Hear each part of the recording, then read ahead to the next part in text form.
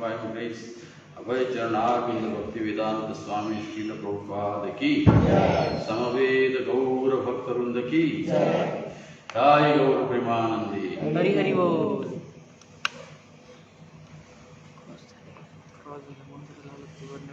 ओम नमो भगवते वासुदेवाय। नमो भगवते वासुदेवाय। ओम नमो भगवते वासुदेवाय। ओम नमो भगवते वासुदेवाय। ओम नमो भगवते वासुदेवाय। भगवते वासुदेवाय। आज हम श्रीमद् भागवतम के स्कंद 1 अध्याय 15 श्लोक क्रमांक 41 पांडवों की सामाजिक निवृत्ति के बारे में पढ़ेंगे। वाचम जुहाव मनसि तत्प्राण इतरे च तम् मृत्यावयानं सोत्सर्गम् तं पंचत्वे यजो भवेत्। वाचं जुहाव मनसि तत्प्राण इतरे च तम्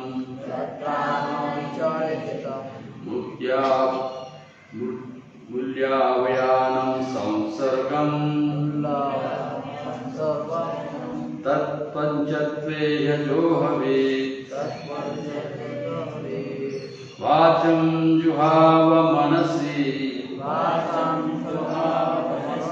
तत्प्राण इतरे च तम् मृत्यावपानं संसर्गम् तं पंचत्वे यजो भवेत्।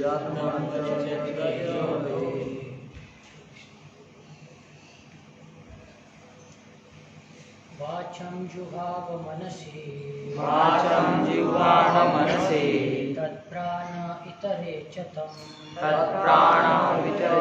तम् मृत्यावपान संसर्गम् तं पंचतत्वे योजयेत्।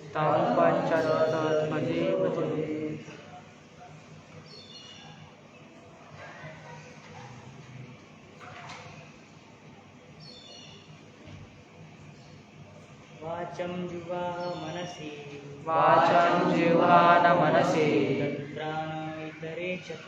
तत्प्राण इतरे च तम् मृत्यावपान संसर्गम् तं पंचत्वे यजो भवेत्। आता जी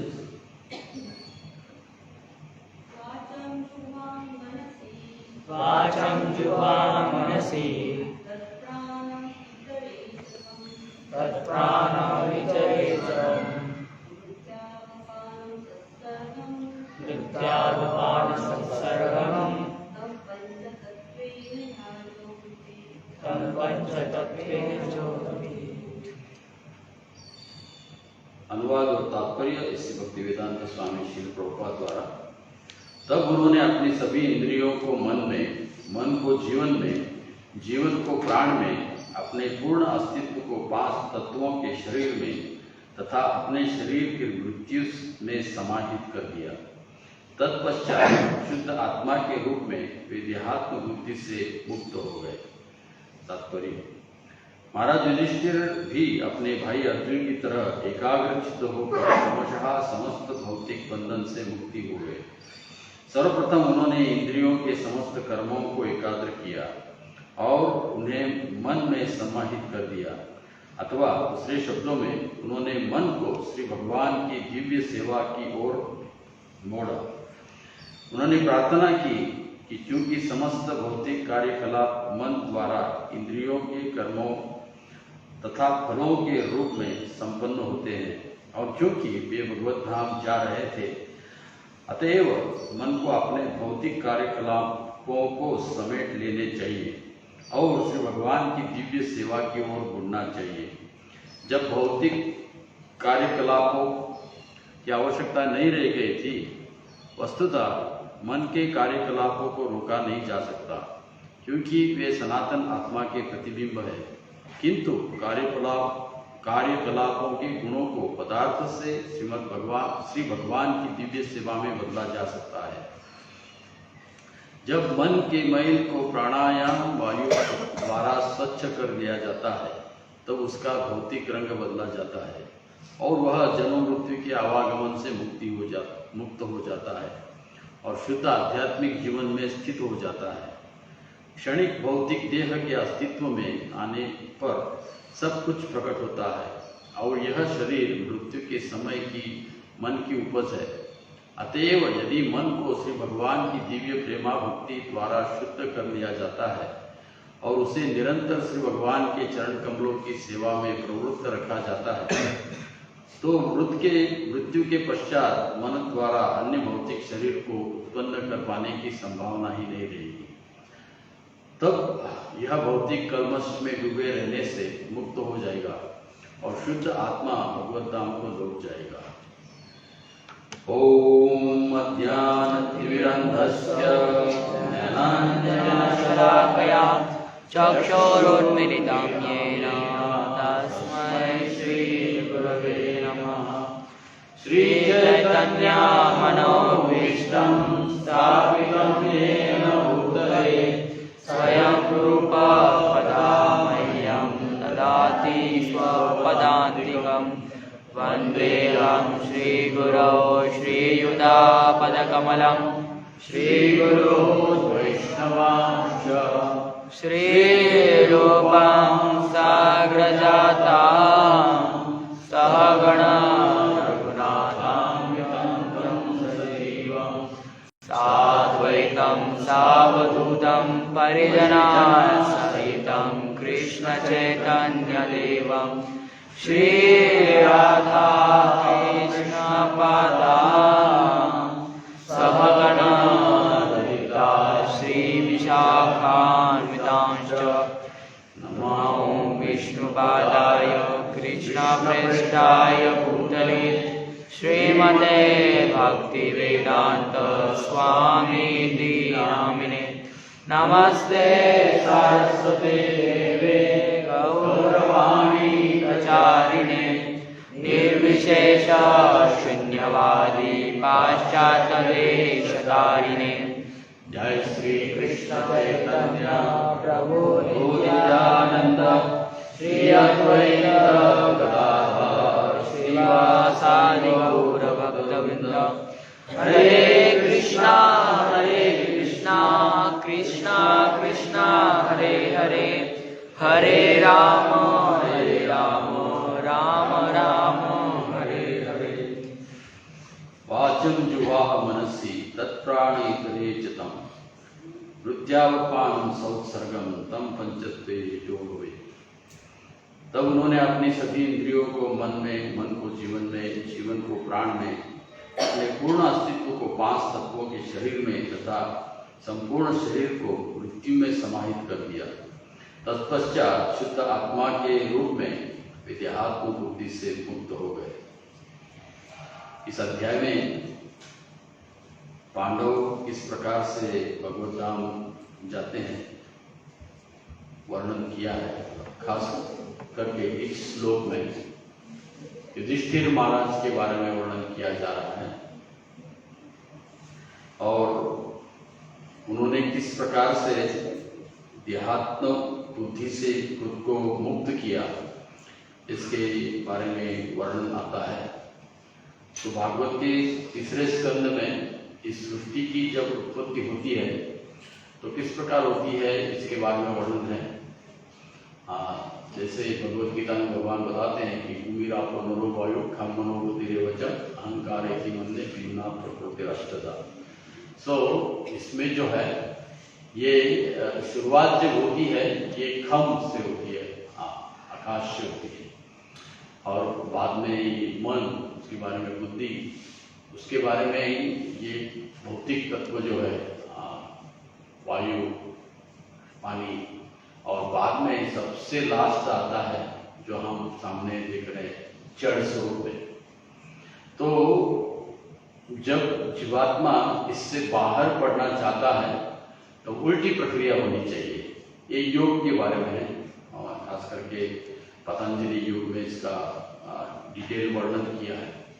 तो कैसे वो करता है, खुद को पहले अपने शरीर को काबू करता है, शरीर को कैसे अंदर लेता है बुद्धि के द्वारा, और बुद्धि को कैसे अंदर लेता है मन के द्वारा, मन को कैसे लेता है अहंकार शुद्ध करने के द्वारा। तो इस प्रकार यहाँ पर अर्जुन देख कर रहे हैं कि उन्होंने एक एक चीज अंदर अंदर ले ली, और बाद में प्रभुपाद विशेष रूप में मन के बारे में यहाँ पर तात्पर्य में वर्णन कर रहे हैं। क्योंकि मन जो ये मध्य में आता है, या मन अगर बाहर आकर्षित है तो अंदर आकर्षित नहीं हो सकता। तो इसलिए अगर अंदर के बाजू में उसको खींचना है तो बाहर के बाजू खिड़की दरवाजा बंद होना चाहिए, अंदर नहीं। अगर अंदर ही रहना है तो खिड़की दरवाजा बंद। तो क्योंकि इसकी शरीर के इंद्रियों के विषय है, आंखों से हम देखते हैं, कानों से सुनते हैं, जीवा से टेस्ट करते हैं, और हाथ से स्पर्श करके हम अनुभव करते हैं। और इसके द्वारा बुद्धि जो है, अगर हमारा मन अंदर आकर्षित नहीं है तो मन बुद्धि के द्वारा जो इंद्रिया है उसको भोग लेने के लिए ज्ञान देगा, भोग देने के लिए ज्ञान देगा। इसलिए सबसे कठिन क्यों जाता है सब लोगों को इस भौतिक दुनिया में आध्यात्मिक जीवन में आना, क्योंकि कोई भी अपने मन को नियंत्रण करना नहीं चाहता है। सब वास्तविकता पूरा एजुकेशन सिस्टम में हमको सिखाया जाता है, जो मन में आया वो करो, बराबर है, जिसको मन में आया वो करो। भगवद गीता में भगवान बताते हैं कि मन में आया वो मत करो, पूरा उल्टा ट्रेनिंग है। तो इसलिए संघर्ष है, संघर्ष है। क्योंकि तुकाराम महाराज एक अभंग में कहते हैं कि रात्रंदीना महायुद्धाचा प्रसंग अंतर मन बाह्य जग। क्योंकि ये भक्ति करना क्या है, युद्ध की तरह है, ये आसान काम नहीं, सब लोग नहीं कर सकते। जो कर रहे हैं वो शूर है, उनको धीर बताया गया है भगवद गीता में भी और भागवत में भी, जो भक्ति करने का प्रयास भी करते हैं। इतना ही नहीं, भागवत में एक जगह बता गया है विचार भी जो करता है भौतिक दुनिया में कि मुझे भक्ति करनी चाहिए, इतना विचार भी जो करता है वो भी भाग्यवान बताया गया है। क्योंकि उस विचार से डायरेक्शन बदल रहा है उसके जीवन का, एक ना एक दिन वो सही मार्ग पर सही चीज करने लगेगा। देखिए दुनिया में बहुत से लोग विचार भी नहीं करते, विचार भी नहीं करते हैं, अपने मन के द्वारा जो करना चाहते हैं उसको करते रहते हैं। तो इसलिए अंतर मन इस आध्यात्मिक व्यक्ति जो है अंदर से मन तकलीफ देता है, बाह्य जगत, जगत भी बाह्य जो है, जो लोग भक्ति में नहीं है उन लोगों को भक्ति की महिमा समझ में नहीं आती है। तो क्या प्राप्त करोगे इससे आप, जन्म मृत्यु जरा व्याधि किसने देखा है, आप भी तो मरते ही हो ना, जन्म मृत्यु जरा व्याधि तो है ही, तो क्या फायदा हो गया आपके, जन्म मृत्यु जरा व्याधि आ गया। तो इस चीज को सामान्य लोग समझ नहीं पाते हैं, ये बहुत ही मुश्किल है सामान्य लोगों को समझाना और समझना, क्योंकि वो इंद्रियों में इतने डूबे हैं, मतलब उनकी आंखें पूरी प्रकार से काली हो गई, वो काले गॉगल से ही सब देखेंगे, उनको क्लियर दिखाई नहीं देगा।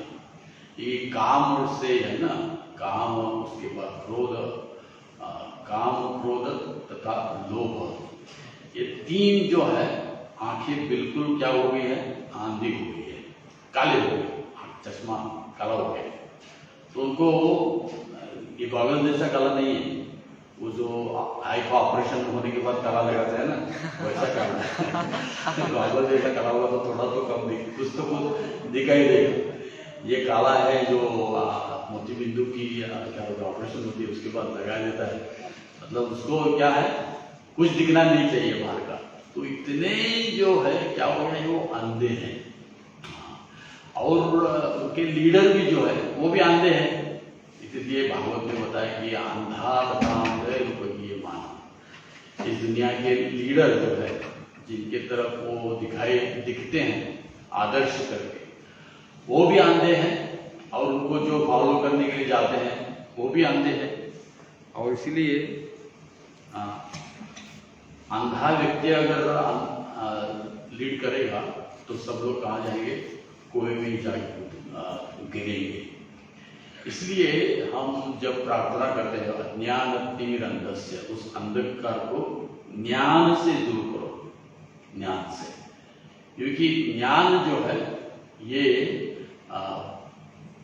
भगवान भगवद गीता में कहते हैं कि न हे ज्ञाने न सदृशम, इस दुनिया में ज्ञान के अलावा कुछ भी नहीं है ज्यादा ऊंचा।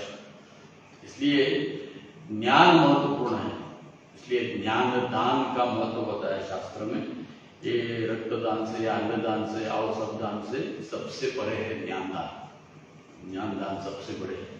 इसलिए तो इसको भगवद गीता वितरित क्यों करती है, क्योंकि इस ज्ञान की आवश्यकता है। इस दुनिया में ऐसा नहीं है कि खाना कम है, खाना कम नहीं है और बाकी कुछ कम है। सब लोगों के पास देखिए क्या बोलते हैं उसको 2G 3G 5G मोबाइल है। रास्ते वाले भिखारी भी देखेंगे आप, वो भिखारी भी आजकल 5G फोन लगा लो, पुराना जो क्या बोलते हैं उसको जो गाना काला वो भी नहीं है। और जब वो भीख मांगती नहीं है ट्रैफिक के बीच में वो मूवी देखते हैं, तो कौन गरीब है? आप किसी भी झोपड़पट्टी में जाओ, सबके इसमें ये लगा हुए रहते टीवी के, पहले जमाने में दिखाई देता था, अभी कुछ उसकी जरूरत नहीं है, सब झोपड़पट्टी में। तो कौन गरीब है? तो इसलिए कोई गरीब नहीं है इस दुनिया में। अपनी इच्छा से अगर कोई गरीब रहना चाहता है तो गरीब है, अपनी इच्छा से। ये तो भगवान ने सबको कम से कम जीने के लिए जो चाहिए वो दिया है। कम से कम थोड़ा सा काम करो, ज्यादा करने की जरूरत नहीं, थोड़ा सा कष्ट करने से खाने के लिए, पीने के लिए, रहने के लिए जगह मिल जाती है। तो इसीलिए, लेकिन पूरा मनुष्य जीवन उसी में जो डालते हैं अपनी भौतिक उन्नति करने के लिए, ऐसे लोगों का मन उसी में लगा रहता है, उसी में लगा रहता है। इसलिए भगवत गीता में भगवान कहते हैं कि उद्धरेत आत्मनात्मान आत्मान न अवसादये। इसमें वर्णन करते हैं श्री प्रभुपाद तात्पर्य में कि आत्मा का मतलब तीनों भी होता है। इस शरीर को भी आत्मा माना जाता है, मन को भी आत्मा माना जाता है, और आत्मा को भी आत्मा माना जाता है। तो कौन कौन से लोग जो शरीर स्तर पे है, वो लोग इस शरीर को ही सब कुछ समझते हैं, आत्मा समझते हैं। उन लोगों को अंदर मन और आत्मा इसके बारे में मालूम नहीं देते, उनके लिए शरीर ही आत्मा है, शरीर ही आत्मा है। और उससे परे जो योगी वगैरह होते हैं वो बुद्धि और मन के स्तर पर है, वो शरीर के स्तर पर नहीं है। तो वो अपनी योगी क्रिया से जो है इस मन को, इस शरीर को नियंत्रित करते हैं। लेकिन वो जो है उनको उन्नत रस प्राप्त नहीं हुआ, भगवान की भक्ति प्राप्त नहीं हुई, तो इसलिए वो फिर से वही ये भौतिक जगत में आते हैं। कभी मन नियंत्रित है, वो खुद की इंद्रिय तृप्त नहीं करते हैं, लेकिन इतरों के कराते हैं। जैसे अपने श्रीमान योगी जी है, वो सन्यासी है ना, लेकिन अच्छी व्यवस्था करते हैं, ठीक है। तो क्या है, खुद तो सन्यासी है, लेकिन लोगों को अच्छा बनना चाहिए, इसके लिए वो प्रयास करते हैं। ऊपर उसके ऊपर कुछ नहीं है, उनको लगता है कि उससे ऊपर कुछ नहीं। तो ये आश्चर्य की बात है, जिस दुनिया को आप क्या बोलते ब्रह्म सत्य जगन मिथ्या करके छोड़ते हैं, उसी दुनिया को मिथ्या से अच्छा कैसा बना सकते हैं? तो ये विरोधाभास है। जिस दुनिया को मिथ्या करके आपने छोड़ा है ना, मिथ्या है, इसलिए तो संन्यास लेते हैं, अरे दुख है सब इस दुनिया में। तो आपने अगर संन्यास लिया है, इस दुनिया को दुखी समझते हैं, तो लोगों को सब फैसिलिटीज देके उनका क्यों उद्धार करने का प्रयास कर रहे हो? क्योंकि उनकी बुद्धि फिर से शरीर से परे नहीं जाती है, उनके मन से शरीर का ही उद्धार करना। हाँ, वो तो जीवन में शांति प्राप्त करना, ये प्राप्त करना, थोड़े पायस रहते हैं। हाँ, उससे परे वो जा नहीं सकते, उससे परे वो जा नहीं सकते। तो इसलिए इस मन का उद्धार जब तक मदन मोहन या मनोहर भगवान जब तक हमारा मन को हरण नहीं कर लेते हैं, तब तक ये मन इस भौतिक दुनिया में सुख ढूंढता रहेगा। और कभी कभी भगवद गीता में भगवान कहते हैं कि इंद्रियाणि प्रमातिनी हरंती प्रसवम मन। ये इंद्रिय इतनी प्रबल है कि हरंती प्रसवम मन, जिसको सब कुछ मालूम है, सब कुछ भागवत मालूम है, भगवद गीता मालूम है, महाभारत रामायण सब कुछ मालूम है, उसकी भी इंद्रिय चंचल कर सकता है। इतना ये मन क्या है, पावरफुल है, इतना ये शक्तिमान है। तो इस मन को काबू करने के लिए उससे शक्तिमान चीज चाहिए, उससे शक्तिमान, तब ही ये काबू हो सकता है। अन्यथा ये मन जो है ये काबू नहीं हो सकता है। रामायण में हम देखते हैं जैसे दशरथ ने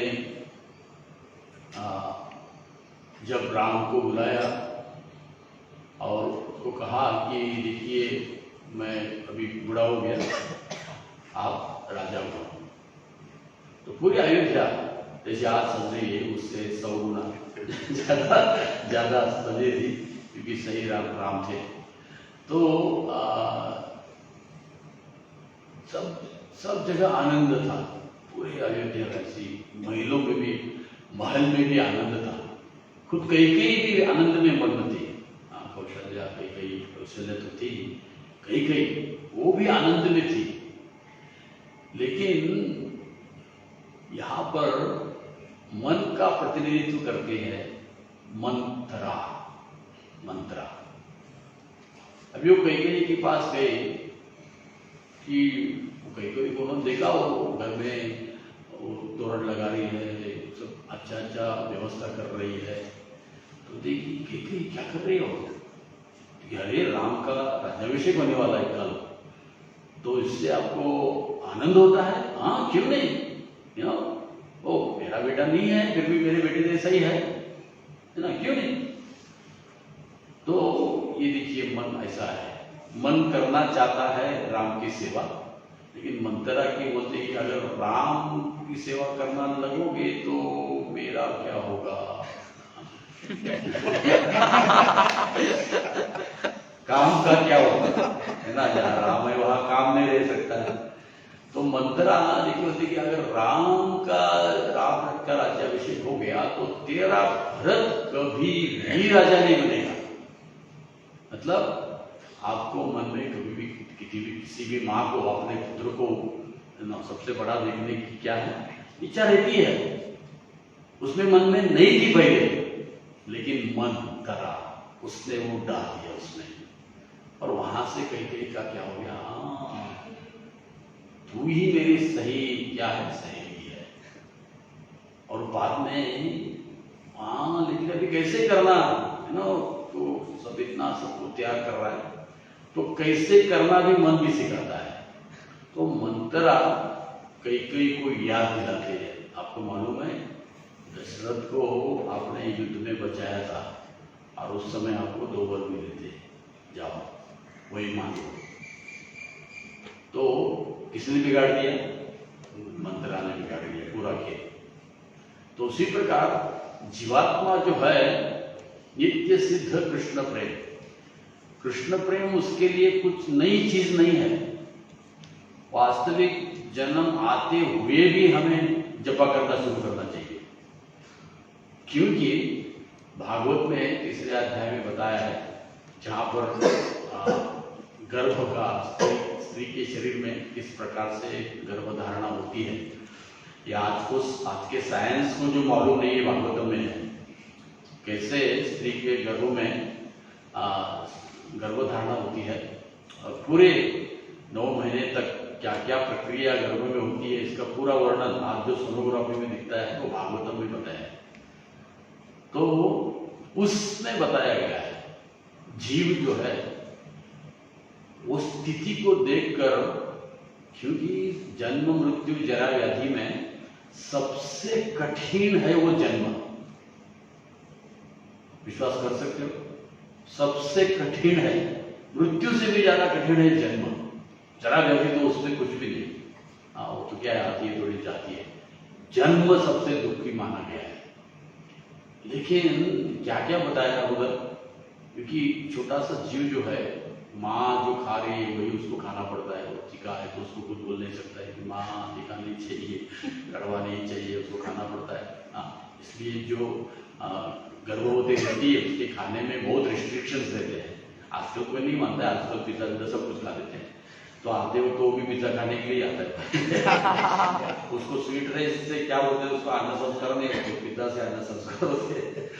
तो सब कुछ जो है, और बाद में क्या है, सब खून है, पस है या मांस है, हड्डियां है, ये सब गंदी चीज में वो 9 महीने तक बैठा है, 9 महीने तक ना। तो आपको अगर 5 मिनट भी आगे बिठाया तो नहीं बढ़ पाओगे ऐसी स्थिति में। हाँ, विचार करो, आपके ऐसे दोनों घुटने के बीच में आपका सर है और बाजू में आपके मल मूत्र और रक्त पेशी और पस और हड्डियां हैं, और बिल्कुल अंधकार, कुछ भी दिखाई नहीं देता है, कुछ भी दिखाई नहीं देता है। और इतना भी नहीं वहाँ एसी है ना, क्योंकि जैसा गर्म श्वास ले या गर्म कुछ पी लिया तो उसका सहन करना पड़ता है, उसको बोल नहीं सकता है, उसका शरीर इतना कोमल रहता है। तो विचार कीजिए, इस अवस्था में जीवात्मा 6 महीने तक रहता है। 3 महीने उसको इस अवस्था में, हालांकि जीव है लेकिन शरीर प्राप्त होता है। 3 महीने के बाद उसको अवयव आने लगते हैं, या आज के साइंस भी बताता है। तो इसलिए गर्भपात जो है वो 3 महीने से पहले करना चाहिए, ऐसा डॉक्टर बोलते हैं। क्यों? पर डॉक्टर बैठे नहीं कर, क्योंकि उसमें जीव नहीं है ऐसा वो सोचते हैं। जीव कब आता है, उसको हाथ पांव आने लगते हैं तब जीव आता है, ऐसे लोग समझते हैं। वो पागल नहीं है। उस स्थिति तक कैसे आ गए, उस स्थिति तक कैसे, वो छोटा सा भागवतम में बताया है, जैसे एक पीस रहता है ना, ग्रीन पीस, हरा वाटाणा, उससे भी छोटा सा एक बिंदु रहता है कि पिता की सीमन और माँ का जो रस है उससे वो एक वाटाणा जैसा, मराठी में वाटाणा बोलते हैं, इससे वो जीवात्मा फॉर्म होता है। और उससे 3 महीने में उसको शरीर प्राप्त हो, मतलब अवयव आने लगते हैं। तो इस 9 महीने तक ऐसी अवस्था में ये रहते हैं, ये कितना दुख का कारण है, कितना दुख है। तो वहां पर प्रार्थना है, जीवोचु, जीव बोल रहा है क्या, कि भगवान मुझे इस कठिन परिस्थिति से मुक्त करो, फिर भी कभी मैं जन्म लेने के लिए नहीं आऊंगा। एक बार प्रार्थना करता हूं कि मैं मुझे इससे निकालो, इस परिस्थिति से निकालो। भगवान निकालते हैं, और बाहर आने के बाद लोग हैप्पी बर्थडे टू यू सब भूल जाते हैं लोग, क्या क्या अवस्था से गया। और लोग बोले अरे हैप्पी हो रहा है, मतलब सब लोग बोले हैप्पी होंगे, हैप्पी होंगे। तो देखिए वो प्रार्थना हम भूल जाते हैं, ऐसा नहीं है। इसीलिए अगर वो प्रार्थना हमें याद रहे तो जब से बोलने लगता है तब से माला हाथ में आनी चाहिए, ये सही है। लेकिन जब हम फिर से उसी इंद्रियों से देखने लगते हैं बाहर से, और मन के काबू में रहते हैं, तो पूरा खेल खलास हो गया। तो इसीलिए सुखदेव गोस्वामी कितने दिन तक माँ के गर्भ में रहे? 16 साल। ठीक है, देखिए उनकी बुद्धिमत्ता क्या है। उनको माता के गर्भ में भी अच्छा लगा, उससे दुख बाहर की दुनिया में, जिसको हम सुख समझते हैं, जिसको हम सुख समझते हैं, वो गर्भ से ज्यादा दुख है। ऐसे सुखदेव गोस्वामी जैसे महात्मा लोग सोचते हैं। हम सोचते हैं क्या? हम नहीं सोचते। हम गर्भों में दुख है वो भी नहीं सोचते, भले दुनिया के बारे में क्या सोचेंगे, है ना। तो ये कौन कर रहा है खेल सब? यही केवल मन, यही केवल मन।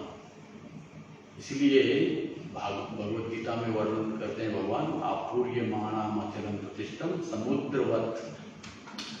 जैसे साधु की मन कैसे रहता है कि जैसे समुंदर जैसा रहता है। कैसा रहता है समुंदर जैसा कि दुनिया की सब नदियां समुद्र में आती है, हाँ?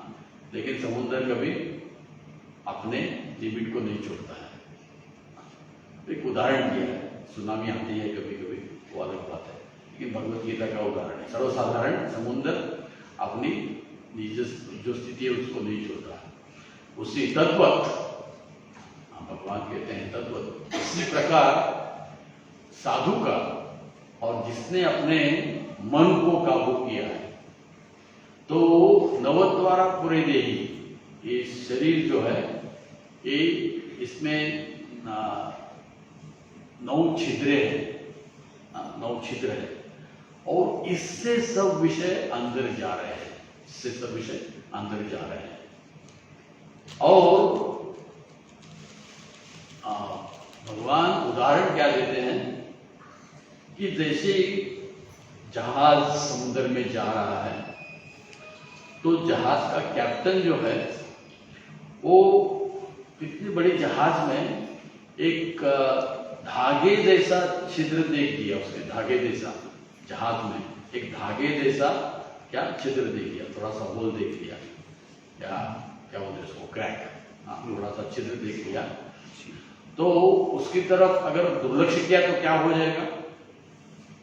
अगर दुर्लक्ष्य करेगा तो पानी से वो छिद्र और बड़ा हो जाएगा, और बड़ा हो जाएगा, और पूरा पानी बोट के अंदर जाएगा। तो उसी प्रकार भगवान कहते हैं कि ये शरीर भी क्या है, एक जहाज की तरह है, और इसमें एक नहीं 9 छिद्र है। एक छिद्र इतना नुकसान कर सकता है, तो 9 छिद्र ओपन ऑल द टाइम कितना नुकसान करते हैं शरीर का, देखिए कितना नुकसान कर सकते हैं, कितना नुकसान कर सकते हैं। तो इसलिए उस छिद्र को बंद करना चाहिए तुरंत जब भी समझ में आता है। और उसका बटन किधर है? ये मन है। छिद्र तो अलग बात है, बटन मन, मतलब कैप्टन कौन है? कैप्टन को करना चाहिए ना उसको बंद, और जो छिद्र है उसको बंद करना चाहिए, वो कैप्टन है। तो मन हमारा कैप्टन है इस जहाज का। अगर उसने ही पूरा सब खोल दिया, दरवाजे सब, तो इस शरीर का क्या होगा? तो इसलिए मन को काबू करना, क्या कहा है शास्त्र में, मन एव मनुष्याणाम बंधनम मोक्ष। मन जो है हमारे बंधन का कारण है, दूसरा कोई नहीं।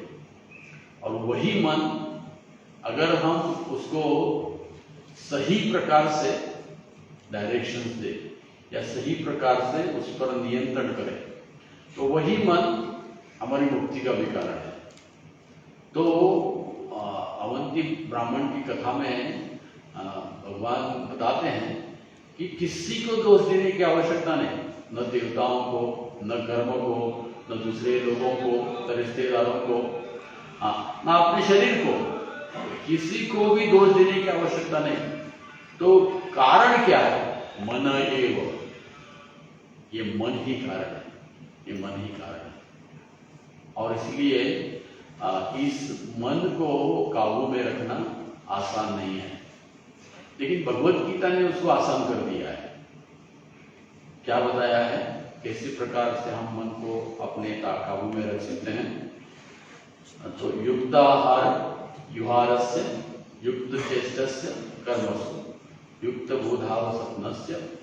तो युक्त क्या करना चाहिए? युक्त आहार, ज्यादा भी नहीं कम भी नहीं। ज्यादा कैसे समझना?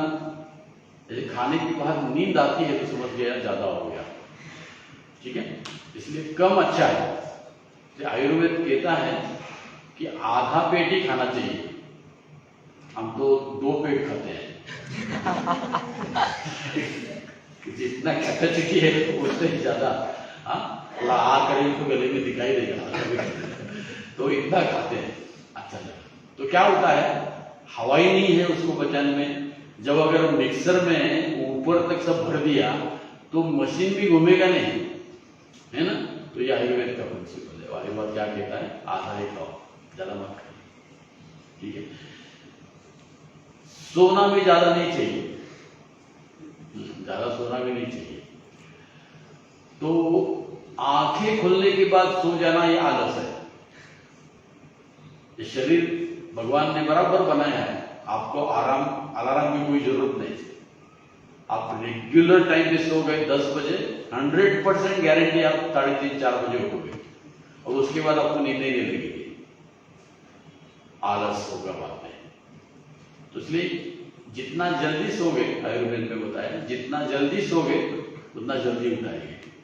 अब प्रकृति में देखिए पक्षी कितने बजे सो जाते हैं? सूर्यास्त में सो जाते हैं। उठते हैं कब? हमको पता भी नहीं, क्योंकि हम उसके टाइम पे उठते नहीं है। ब्रह्म मुहूर्त से भी पहले उठते हैं हम। 4 बजे उठने के बाप रे कितना तपस्या लगता है। उस समय बाहर जाके देखो, चिड़िया घूम रही है इधर उधर सब जगह, कौवे घूम रहे हैं इधर उधर, और पिजन सब, कबूतर सब जगह घूम रहे हैं ना। तो क्यों? जितना जल्दी सोओगे उतना जल्दी आप उठोगे। तो इसलिए आयुर्वेद का ये युक्त विहार, तो जल्दी सोना, जल्दी उठना, कम में सो जाएगा। और युक्त कर्म सु, जितना जरूरत है उतना काम करना। 24 घंटा कष्ट करने की कोई जरूरत नहीं। जितना 8 घंटे में काम करोगे उतना ही आएगा, और 24 घंटा काम करोगे उतना ही आएगा। तो कम से कम 8 घंटा काम करना चाहिए पूरा, तो उसमें ये युक्त आहार है। तो इससे क्या हो जाएगा? मन नियंत्रण में आएगा। तो आध्यात्मिक जीवन में कैसा है? इस मन को अभ्यास से तू कौनते जा चंचले मन कृष्ण परमात्मा गलवर पड़े। भगवान अर्जुन क्या कह रहा है? चंचले मन कृष्ण। ये मन इतना चंचल है, मैं मेरे दोनों हाथ ऊपर करके किसको रोक सकता हूँ? हवा को रोक सकता हूँ। देखिए अर्जुन कहता है कि हवा को रोकना आसान है, लेकिन मन को रोक नहीं सकता हूं, मुश्किल है। तो भगवान क्या कहते हैं? अभ्यास से न होती है, बाय कांस्टेंट प्रैक्टिस। किससे? नित्य अपना प्रैक्टिस करके। तो नित्य बराबर टाइम में बराबर चीज करना, एक ही समय खाना, एक ही समय सोना, उसी प्रकार उसी समय जपा करना। ये अगर करोगे तो आपके लाइफ में डिसिप्लिन आ जाएगा, और डिसिप्लिन से डिटर्मिनेशन आ जाता है। कभी कभी लोग कहते हैं कि दृढ़ निश्चयता कैसे आएगी?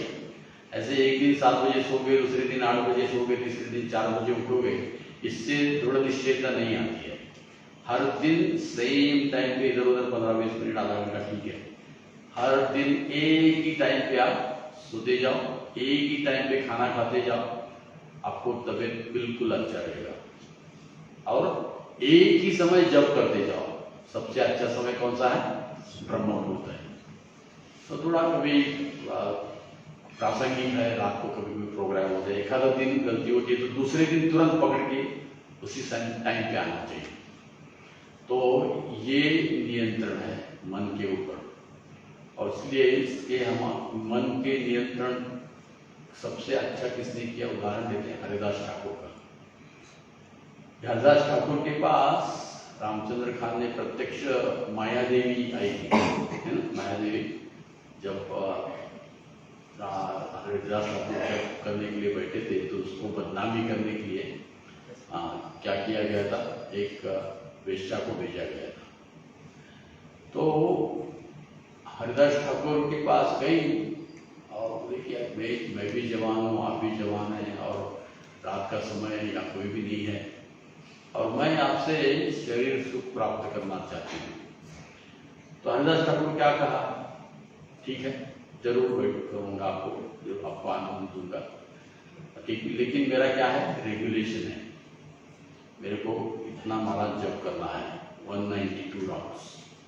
तो तब तक आप बैठो, तब तक बैठो, तो जब हो जाएगा तब तक बाद में मैं आपकी इच्छा पूरी करूँगा। तो बैठ जाते हैं बेचारे। तो 22 घंटा क्या करते थे? चैंटिंग करते थे, और 2 घंटा वो वेश्या सो जाती थी।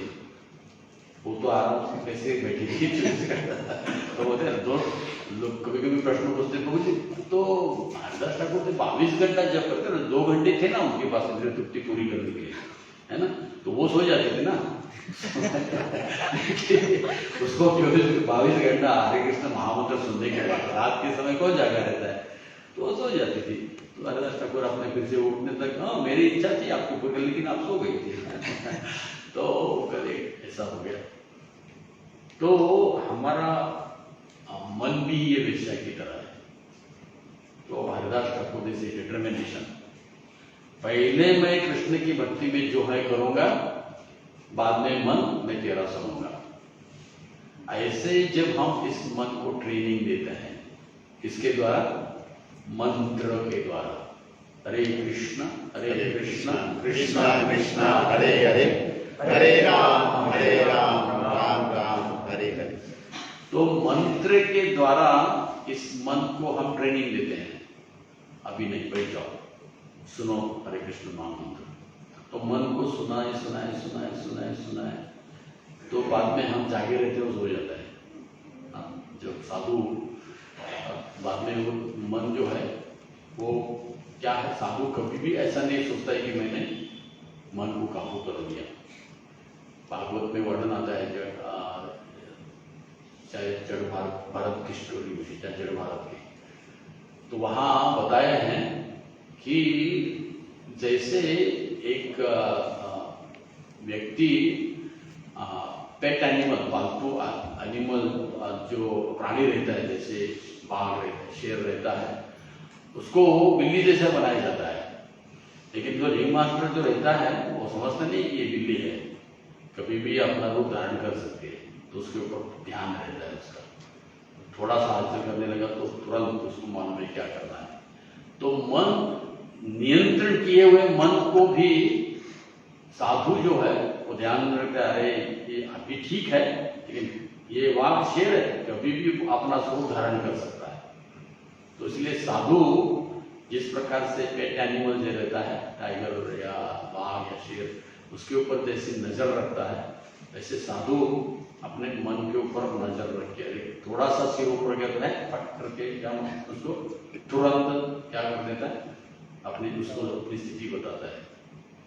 तो सर्कस में जो शेर होते हैं ना, उसको कैसे इतना बिल्ली जैसा बना देते हैं, कैसा बना देते हैं बिल्ली जैसा, इतना बड़ा जंगल का राजा कहते हैं उसको। उस सर्कस में हो तो बस रिंग मास्टर की एक उसमें हाथ की छड़ी है, उसके ऊपर सब कुछ कर रहा है।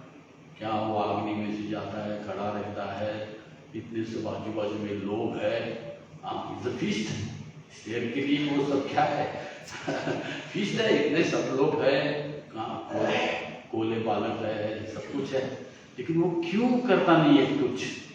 क्योंकि रिंग मास्टर की छड़ी एक ही उसको दिखाई जाते हैं, है ना। तो उसको ट्रेनिंग कैसी दी जाती है? जब जंगल में से पकड़ के लाते हैं तो पिंजरे में रहता है, उसको चिल्लाता है चिल्लाता है चिल्लाता है खाने के लिए, उसको कुछ भी नहीं देते, और चिल्लाओ जितना चाहे उतना चिल्लाओ। तो बाद में वो चिल्ला चिल्ला के थक जाता है और बैठ जाता है, कुछ भी चिल्लाने के लिए भी उसमें ताकत नहीं रहती है। तो उसको थोड़ा सा खाना देते हैं, उसको पूरा नहीं देते, आयुर्वेद के हिसाब से आधा ही देते पूरा खाना नहीं देते। बाद में उससे ताकत आने के बाद फिर से वो चिल्लाना लगता है। ऐसे 5-6 बार होने के बाद उसको पता लगता है चिल्लाने से या अटैक करने से कुछ नहीं मिलेगा, ये जब चाहता है वो तब तक देगा, और वो कब देगा मैं उसका सुनूंगा तो देगा। तो ये मेंटालिटी तैयार कर देते उस शेर की, और बाद में उसको रिंग में लाते हैं। तो इसीलिए मन उससे खतरनाक है। तो कितना इसको ना करना चाहिए। मन मांगते ही रहता है, मन का कोई डिमांड जो है, उसकी मांग जो है, ये कभी भी कमी नहीं होती।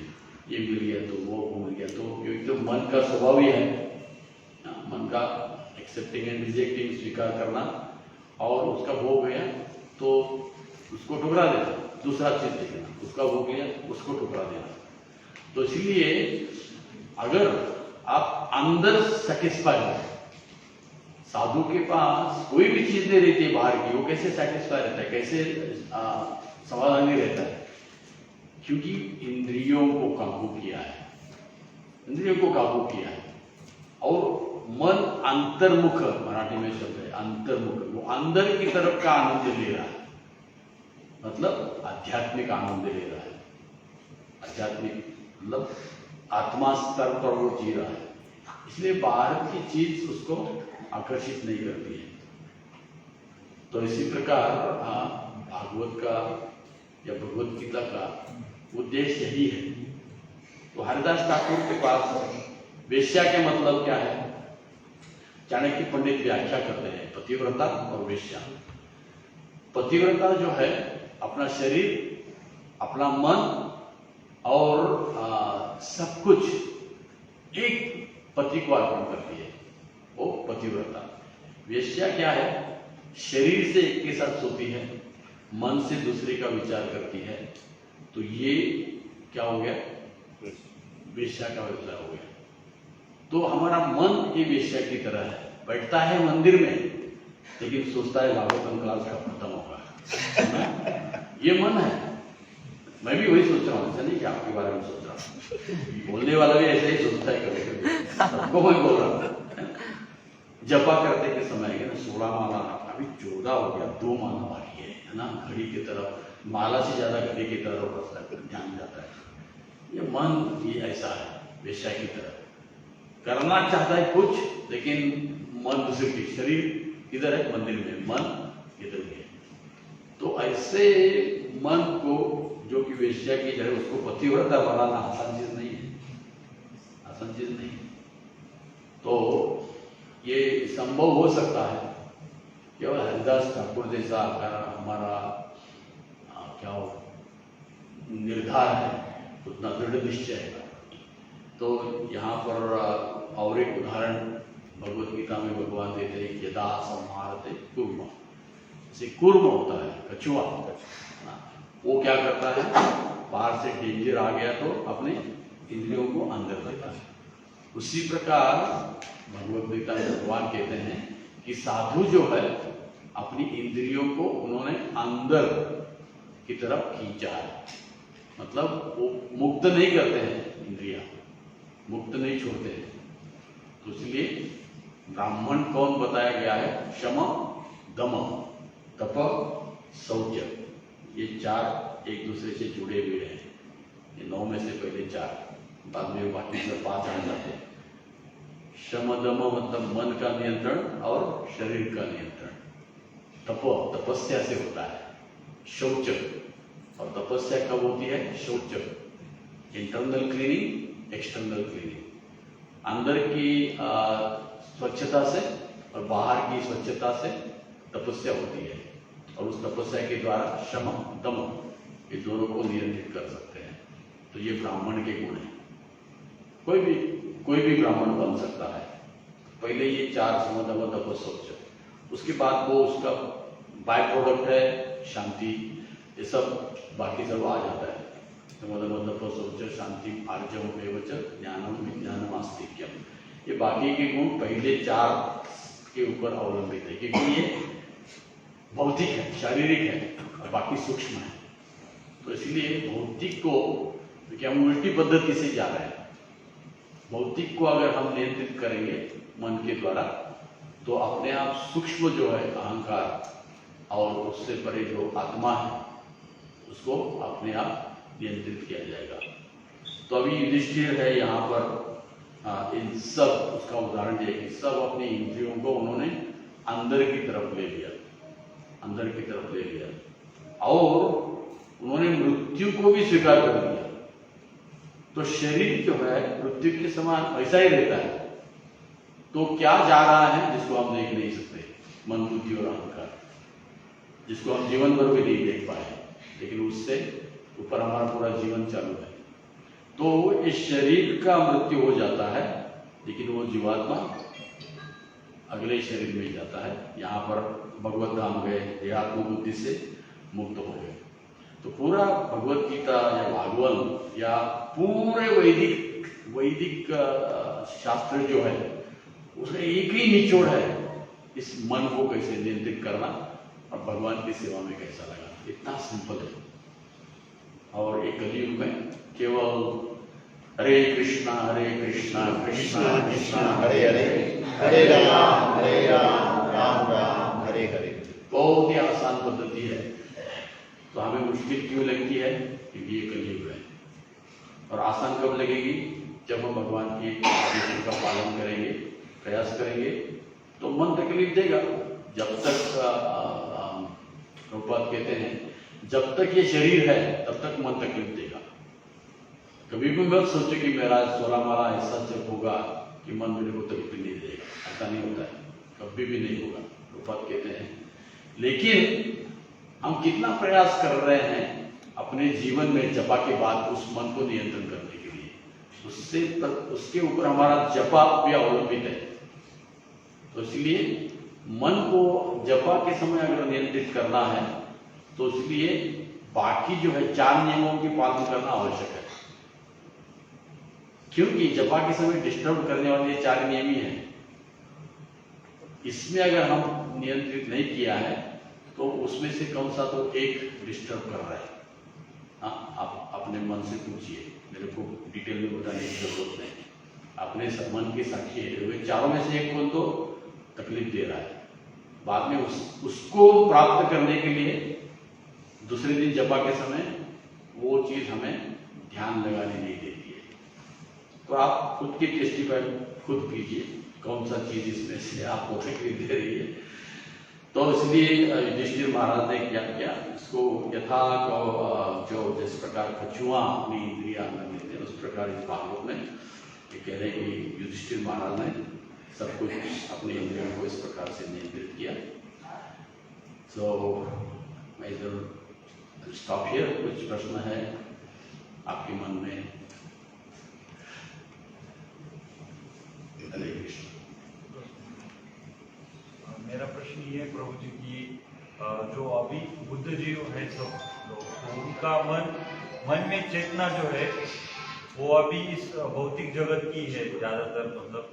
और जो साधु संत जो है उनकी मतलब जो थॉट प्रोसेस है वो बाद में आत्मा की लेवल की हो जाते हैं क्या? मतलब वही मन डायरेक्टली सोल से इंटरेक्ट करता है क्या? यस, भागवत में बताया है कि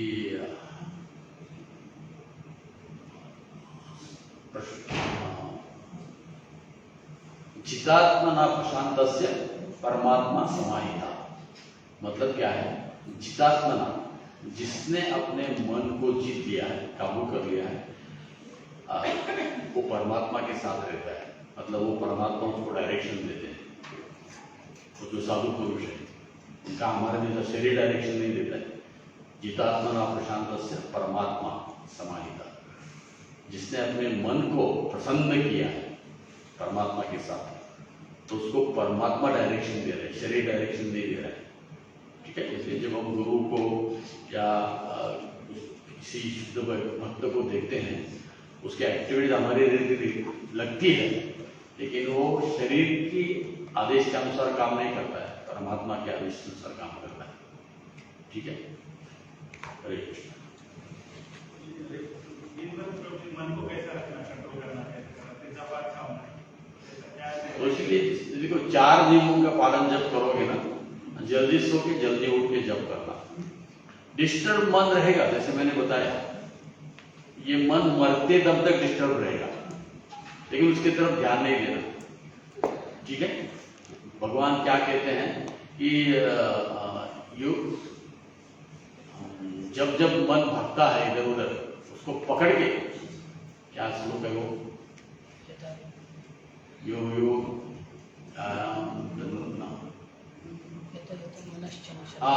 ये तो मनश्चंचलम अस्थिरम, ततो मन क्या है? अस्थिर है और चंचल है। उसको पकड़ के फिर से आप उसको खींच के लाओ, बस मन तो जाएगा। तो गया तो तुरंत आप हरे कृष्ण मंत्र जपा करो, वो आ जाएगा वापस। इसलिए बोला ना मैं, तुकाराम महाराज का अंतर्मन युद्ध है। मन को अब हरे कृष्ण महामंत्र जपा करने के लिए सिखा रहा है। ये युद्ध है, ये आसान काम नहीं है। अंतर्मन ये युद्ध है, तो एक दिन में काबू होने वाला नहीं है। क्यों इसको टाइम लगता है? क्योंकि यही मन का हमने 84 लक्ष्य योनि में सुना है।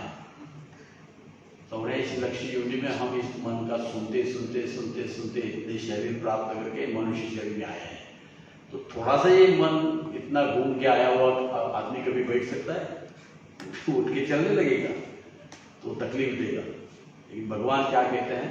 अभ्यास, सही टाइम पे सही चीज करो, हल्के हल्के थोड़े थोड़े थोड़े शास्त्र पढ़ना, संग करना, प्रसाद खाना, ये सब चीज से मन नियंत्रण में आता है। लेकिन डिस्टर्ब करेगा, ऐसा नहीं कि मन डिस्टर्ब नहीं करेगा, ठीक है? क्योंकि कलयुग में हम मन से जो पाप करते हैं वो गृहित नहीं माने जाते, ठीक है? तो इसका मतलब क्या है? मन से पाप करते रहना नहीं, जब मन में आता है उसको उधर ही तोड़ देना, एक्शन में नहीं लाना, बुद्धि से, ठीक है? तो मन तकलीफ देगा और तो कोई ऐसा नहीं है। हरे कृष्ण।